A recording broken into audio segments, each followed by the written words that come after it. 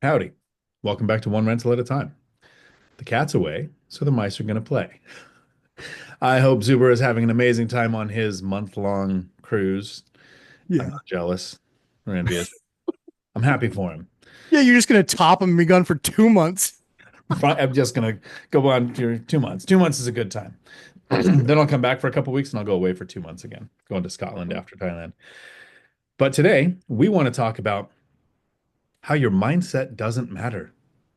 And this comes up partially because on my channel, I talk about two different topics, right? You don't want your channel to be too diversified or people don't know why they watch you. But I have topics that cover why you should retire early, right? How to triple your life, how to spend more times with your friends and family, how to expand your go-go years instead of your no-go years. And I have videos on how to retire early. The why you should retire videos get more views. And it kind of bothers me that I think people spend too much time thinking about their mindset. And yeah, we need to find motivation, but let's focus on, I'll let you go first, and then I'll talk about why I think mindset actually stops people in their tracks. But why does mindset not matter? So, does mindset matter if you have no money to buy a property? I don't think it does. Does mindset matter if you want to become a real estate investor and you don't want to do any of the work to make that happen? I think what people often get confused is that this job is about action. It's about understanding the numbers, doing the math, and regardless of what your mindset is, I'm going to do this, right? But without action, it's dead. Number one. Number two is not only is without action it dead, the other side of the equation has to marry up with each other. It has to cash flow. You have to be able to make money off the property. You're going to have money to buy the property. These are things that I don't care what your mindset is. I'm through the wall, baby. I'm through the wall. Doesn't matter. That mindset is stupid. It just doesn't matter. And the reason it doesn't matter is because reality has to intrude and the numbers have to work on the deal. You have to have the money in order to do the deal. And you have to put in all the time, effort, energy, and try to get the experience in order to be able to do that. So that's why on my channel you'll never see mindset videos, is because I think mindset is largely wasted. I think it comes down to the fundamentals. I mean, if you don't in football, if you don't block the pass rusher, your quarterback's going to eat turf. It's undeniable. No matter what your mindset is of, I'm going to try and block this guy. Right. If you don't execute, it really doesn't matter. So, yeah, it's grumpy. Like you said, dad's away. So we're going to talk about, really mean things like this because he's too nice. What I also like that you made a sports ball reference that I pretty much got. Good job. It's awesome. Nice. You've come a long way, Dion. So there's I think, a fundamental difference in the content that we put out. I Yes. am not an operator. I don't Mhm. put out, here's the best rehab stuff you could do, how to save money, how to Mhm. optimize your rents, right? I'm the lazy guy. I just want to buy a cash flow property off the MLS that needs minimal work. I will optimize when there's tenant turnover, but I don't focus on it. Mhm. So I'm mostly talking to the analogy of there's a stadium. I'm in the parking lot, Mhm. getting people from the parking lot into the stadium. And that seems like you have to change your mindset going, okay, I'm a W-2 employee that's going to work until I die, to how do I invest?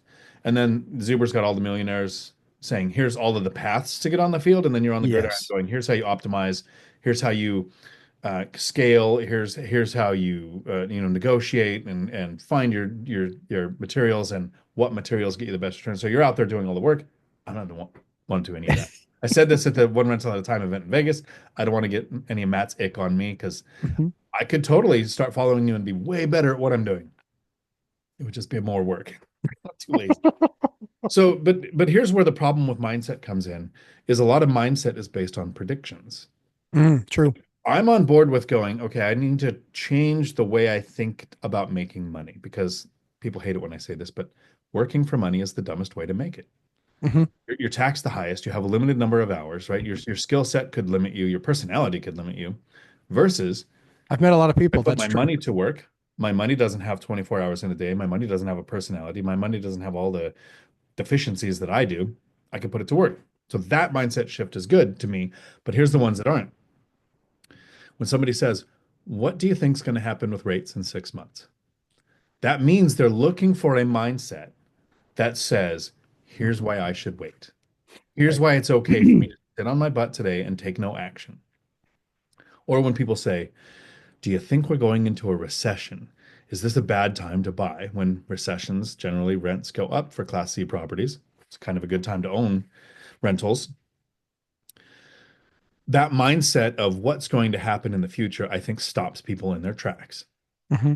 Like you said, this is an action business. Now, Mm-hmm. I break it down into two things tell you when to buy. So anyone telling you, hurry up and buy, an example would be, oh, rates are about to go to 15%. Hurry up and buy before that happens. That person should be blocked. Mm-hmm. Anybody saying wait to buy because there's a 40% crash 2 months around the corner, that person should be blocked. Mm-hmm. The two things that tell you when to buy. The first one, every time I say the first one, saying, "Are you ready?" People think, I've seen people comments in my lives where they go, "That means you have the down payment. Maybe they've taken it to the next level and they save money for closing costs and immediate repairs, and you have the reserves." Well, that's half of being ready. The other half of being ready is that you don't have something major going on in your life, like a birth, death, divorce, um, or change of career, or something that's going to take away your mental focus so that you wouldn't be able to, you don't have the bandwidth to also invest. So there could be a time in your life when it's not right for you to invest. It has nothing to do with prices, rates, recession, rents, or any of that. Mm-hmm. And the second thing is, like you said, find a deal that cash flows. If you don't find a deal that cash flows, how long do you give it? 6 months, a year, while you're hunting before you think, is it a different asset class in my market that might cash flow better? I went through that with going, I wanted single family houses. They don't cash flow where I live. So I ended up with small multifamily.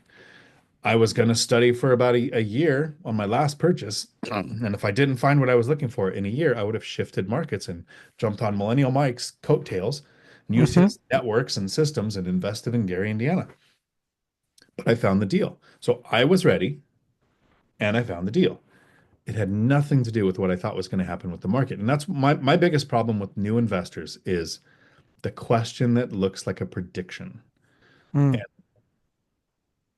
I don't know how to take that out of people's brains. Yeah, I mean, I think that the most challenging part is people try and make it about a bunch of things that it's not about. I have no idea where rates are going to be in 6 months or a year or 2 years. No idea. I have no idea if values are going to be up. I have no idea if we're going to be in a major recession. I have no idea. All I can do is make decisions based on what I'm seeing now because these predictors, these analysts, would they have had us investing in any of the last 15 years? No, they wouldn't. You've done that great video where you literally took people through and you're like, here's been the excuses essentially for the last decade plus. And there was never a time where anyone said, where any of those people said or acquiesced, yeah, I think we should, I think now's the right time. No one's done that. There's always been an excuse and reason not to. Second thing is, very often I hear from investors where it's like, well, yeah, that's not really the property that I'm looking for. Right. The one you're looking for doesn't exist. The one where you get a rehab price on a unit that needs new paint and new flooring. That's not what you're ever going to get. And so that's where you have to get a whole lot better at what you're doing. And you're also not going to get something that actually blows your mind when it comes to returns. Your project blows away returns that anybody's going to see because you did all the work and you did all the rehab. And that's a choice that you can make to not do that anymore. But if other people want to raise their hand and say, my time is worth $3,750 an hour, and I'm willing to do that work to make that much money because I do want to get out of the rat race. Right. But for you, that was your, what was that? Your 13th or your your 18th? That was your 18th one. Yes, That was 17th your, and 18th units, and yeah, I didn't do it until after I retired. exactly. So a couple things there, 17 and 18. So it wasn't your first, right? It was your first major rehab to that degree, I believe, right? Was it your Oh first yeah, major? Yeah. absolutely. Yeah. So it was your first, but to your other point, you were already retired as well. But again, I think the real key to this is that you spent, I think it was like 80 something hours in that project and it took some time, but a lot of that stuff gets hired out to craftsmen, skilled people.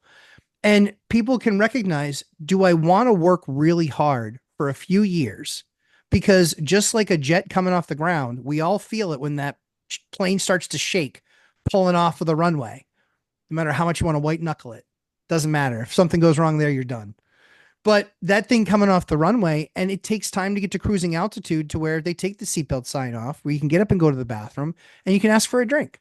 Like all of those things happen somewhat into your journey. So I think the mindset, the mind, the mindset concepts of predictions, thinking X is going to happen, believing that this is what's going to occur. You know what? Your bank doesn't make a decision on any of those things. Your bank makes a decision based on what that income is on that property today and how much money you're going to have to put down today and how many repairs you're going to need today. And for people out there that are just like, well, but when was the last time you bought a deal? I bought one yesterday. I bought one yesterday. I still buy deals because I can still find them. Now, Dion's way of looking on the MLS, it works. It does absolutely work. It doesn't work as well as not being lazy. But It works people for me have to because I want no more correct. than one deal every 2 years. So Correct. in a 2 year period, I absolutely find a deal that makes sense to buy. Absolutely If you I do. wanted Yep.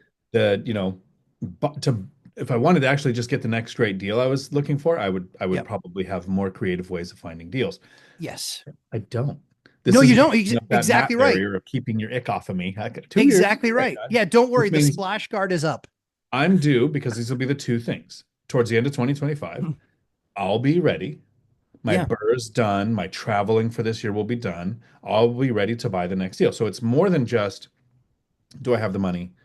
Oh, Is no, of I course. also want to buy. And Yep. then I'll spend, the second half of this year on the MLS looking for the next deal. And I have confidence that I'll find it. And that's the current plan. But do you want to buy? Well, so that's a great question. At some point, I will stop buying and I'll start buying toys. I'm not ready for the Yes. toys yet because I Yeah. want to travel. And you don't need toys when you travel. No. No. But eventually it could be the RV, it could be the boat, it could be the enough money to go on a date, but that's stupid. So for now, since I'm just traveling, this is weird. Well, I don't travel to really expensive places. And it's not just because of the money. The criteria for me when it comes to traveling is I want to go to places where they still like, United States people. Yes. That's a very limited list. And It's those getting tend to be smaller. countries where uh, Thailand, Colombia, Portugal, where the dollar goes far. So when I travel, I'm actually spending less money. And this is the problem I hope everybody watching gets. I agree. So the money piles up, Mhm. right? Even trying to spend money, there's 15,000 or so that goes into the account that wasn't there last month. So over a period of a year, 180 grand or so, I got to find a home for. And so, yeah, every couple I'll of give you years, my address. what's that? I'll give you my address. Your address. I've got your address. I've been. But I think you hit the nail on the head too. Like every single investor, one of the things that you and I talk about, and we've talked about for years, has just been right sizing. Like you have the perfect size business for you, and I've got the perfect size business for me. And we're both at a point now where it's like, will you grow? Will I grow? I don't know. The real main reason I did this deal was because it was a 1031 exchange with a double close on the back end. So I'm going to get a bunch of the funding back. And I was just like, I just had to find something I could buy with some of the money. But then it was like taking all this money back, and people were like, oh, why don't you do a bigger deal? Because the bigger deals, I did the best deal on the table, which was based on return. Yeah, The so I did return's like this. 21%. That's the best deal on the table, period. I did something similar for the last couple of years. I was looking for a fourplex, and I made many videos where I said I've got the money saved up. I want to buy a fourplex, and the two best deals that I found were both duplexes.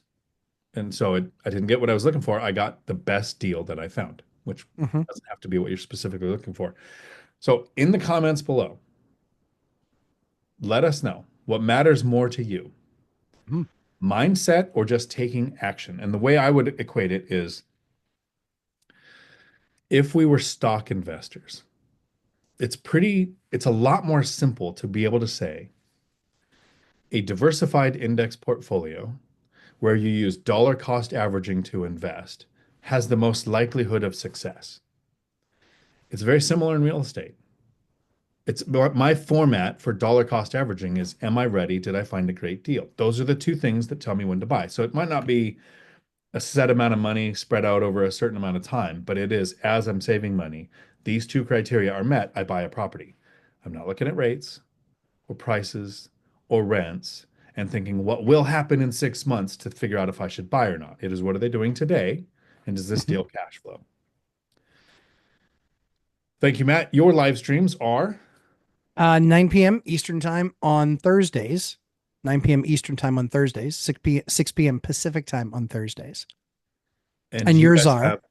have, and you guys have the boot camp going currently. We do. You're like week 2 of 10. 4. Yeah, this coming Saturday is week 4 after we got back from the event because we started just before. But yeah, it's been a blast. People learning lots of stuff, and we've got 18 investors in the room making each other better. So I love it.